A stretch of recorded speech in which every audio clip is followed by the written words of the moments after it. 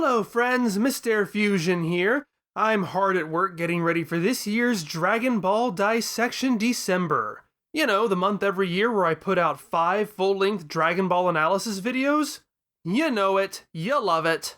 This year though, things worked out in such a way that there's not enough of a gap in between my early November video and the beginning of DBD December to fit in a regular video. Probably because I had to take a week off in January because I was sick. But there's too much of a gap to leave you hanging entirely. And so, I wanted to share something with you. A story from the fandom of ages past that you might not know. And that story starts with this cat. We all know him, we all love him. It's Karin! Oh, we're already off to a fun start. Yes, it's true that Toriyama named the tower, the surrounding land area, and the wise cat sage who lives at the top of said tower, Karin. And that is accurately reflected in the official subtitles and the Viz translated manga. It's also true that Funimation's dub changed all of those names to Korin. Although the very first time they had to say the name, it seems they were committed to keeping it intact. Training from Kame on Karin Tower? But that's not what this video is about. If it was, I'd put it in one of my DB naming videos. No, this is about something different. Now, if you've ever taken a trip through 90s and early 2000s DB websites, and seriously, who doesn't do that? But if you have, you might have seen this character referred to by an entirely different name, one that makes the vowel change between Karin and Korin seem like small potatoes by comparison. And that name is... get ready for it. Senpyou. Senpyou. Yeah, that's quite a departure. But it's everywhere. GameFAQs video game guide, Senpyou. Website for a fan RPG, Senpyou. Episode guide on Pojo, which was a fairly popular fan site, Senpyou. Is that really his name? Was this some original release oddity that Toriyama scrubbed from history? Like Gohan being 3 years old rather than 4 when he was first introduced? What's this all about? Let's look back at that Pojo list, which mentions 2 instances of Senpyou in episode titles. Episode 61's title is translated as Lord Senpyou of Karin Tower. So Karin is still there, but it's only used to refer to the tower, not the character. However, if we look at the actual episode title card in Japanese, it says Karin to no Karin-sama. The word Karin is used twice, both to refer to the tower, Karin to, and to the character, Karin-sama. So what in the world is this Senpyou stuff? Well, like a lot of early English Dragon Ball fandom things, I can track this back to who else but Curtis Hoffmann. You know him, you love him. He was one of the earliest fans to summarize the Dragon Ball manga in English, long before the franchise had any significant presence in the States. And yeah, his summary for Volume 8 refers to the character as Senpyou. And since his summaries were so widespread for years, other fans picked up the nomenclature as well. But let's be clear here. The character's name is Karin. There's really no confusion here. The manga calls him Karin, the anime calls him Karin. Karin-sama! Hoffmann eventually starts calling him Karin. His voice actor is credited for portraying Karin. Eventually. Actually, his earliest episodes credit Nagai Ichiro as this, the kanji for cat and the kanji for senin. If you remember my first DB Names video or episodes of Dragon Ball Dissection where I've talked about this, senin refers to an enlightened hermited sage. In Dragon Ball, the most famous senin is Kame Senin, the turtle hermit or turtle sage. When Upa and Bora first share with Goku the legend of the Karin Tower, they tell of a powerful senin living at the top. And that gives us our first hint as to where Senpyou comes from. See, like Yoda before him, Karin's appearance is supposed to be a shock. Goku has a preconceived idea of what a senin is supposed to be, so he's taken aback when he instead meets a giant cat. Goku asks if this is the senin. Since the nin and senin refers to a person, Karin corrects him by replacing the nin with the word for cat. Viz, for example, translates this by having him say that instead of a master, he's more of a meowster. Get it? So that's it. That's Senpyou. My guess is that Hoffmann might have missed that Karin to Karin Sama title page. The character's name isn't really said all that much in his initial introduction, but this Senpyou thing is memorable. So he just held on to it as the character's name, even though the title, such as it is never really used again as far as I've noticed. It's not entirely wrong, the phrase does exist in Dragon Ball, Karin does refer to himself as such, it's just not nearly as prolific as Hoffmann implies here, nor is it ever really used as a personal title in the way Kame Sennin is used to refer to this guy. But there might be another wrinkle here, one I didn't even realize until I was working on this. If you have a passing familiarity with Japanese, you might already be scratching your head saying, wait, I thought cat in Japanese was neko, not pyo.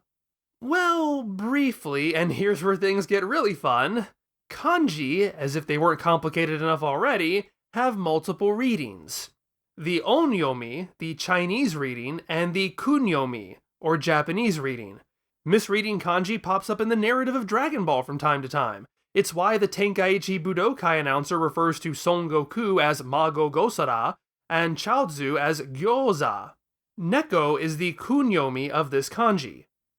And the onyomi? That's byo. Not pyo, but byo.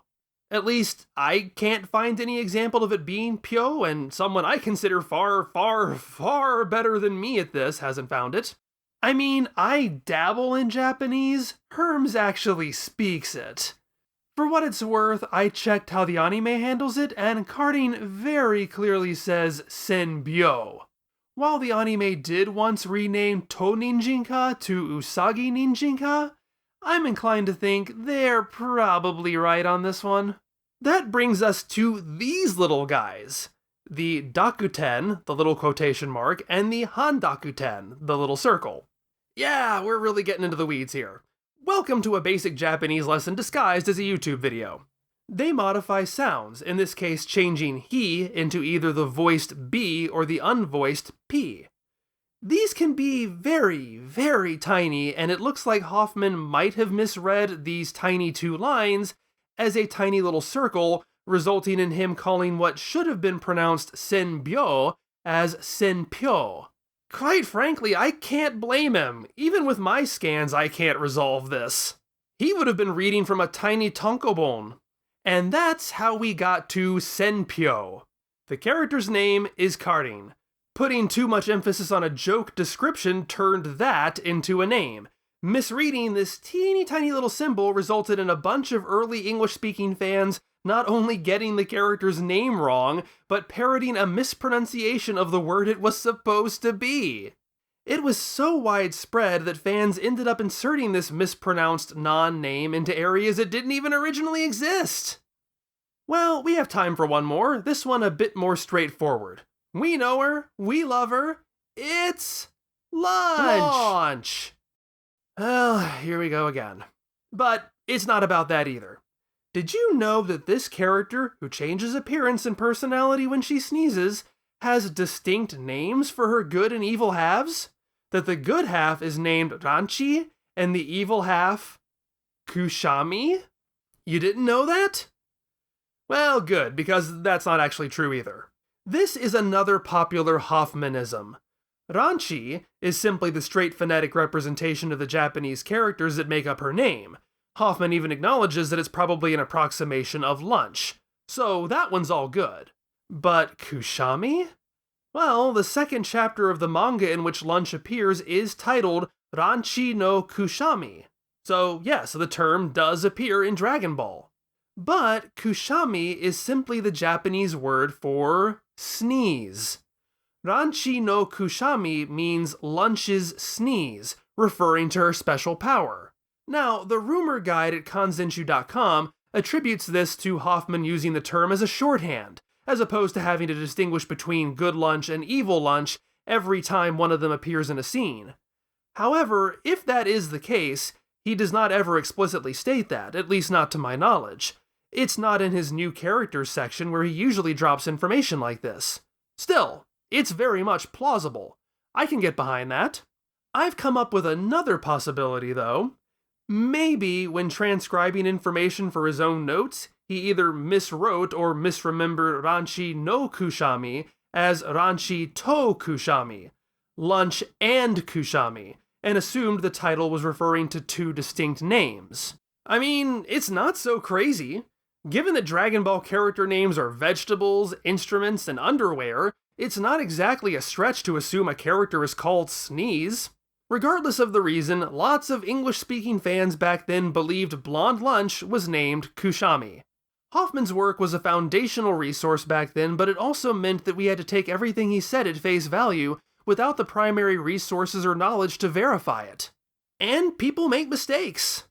Hell, so-called professional localizers make mistakes. So don't mistake me as jumping down his throat here. I hold him in high regard for teaching me far more about Dragon Ball back then than anybody else could or would. Things were crazy back then. It was the wild, wild west. It's easy to take for granted how much information is at our fingertips nowadays, how research over the decades has built upon itself, how accessible media is now. I still remember the first time I brought up in Dragon Ball Dissection how Hoffmann's summaries were my introduction to the majority of Dragon Ball's story, only to have someone ask me in the comments, well, why didn't you just buy the manga? Yeah, if only it was that simple. I'm sure that in 1985 plutonium is available in every corner drugstore, but in 1955 it's a little hard to come by. It's what we had, and it was still often far more accurate than what little we were getting officially, even by the end of the decade. So before you more modern fans get smug about how gullible fans were back then, don't forget a lot of you still believe this is called a Mystic Gohan, and that the near-death power-up is a Zenkai. I'm not here to stand atop my tower and cast down judgments on others while acting like I haven't done it too. I try my hardest to be accurate in my videos, but I've occasionally perpetuated well-intentioned misinformation myself. Now I get why Piccolo's been gone for 5 years. 1, he developed a technique to kill Goku that takes 5 minutes to charge, and I doubt Goku's going to just stand there and let Piccolo hit him with it, unless Piccolo invites him to a tournament, but barring that, it's pretty useless. That Makanko Sappo 5 minutes thing? That's from the dub. The original doesn't specify a time length, but it was so embedded in my memory that I just assumed it was. Bad me. We all just do the best we can. So that's it for today. I hope you enjoyed this short video. If you ever see a stray Senpyou skulking around your web pages, try not to Kushami in his face. It's rude. Please join me next month for Dragon Ball Dissection December, where we will hopefully be finishing up the baby arc in Dragon Ball GT. Don't let me forget, I still have a lot more fashion extravaganza to take care of next month. Remember that you can start the celebration a week early for each video in select tiers on my Patreon if you want to support the channel. In fact, you can see the first one next week. I'll see you next time.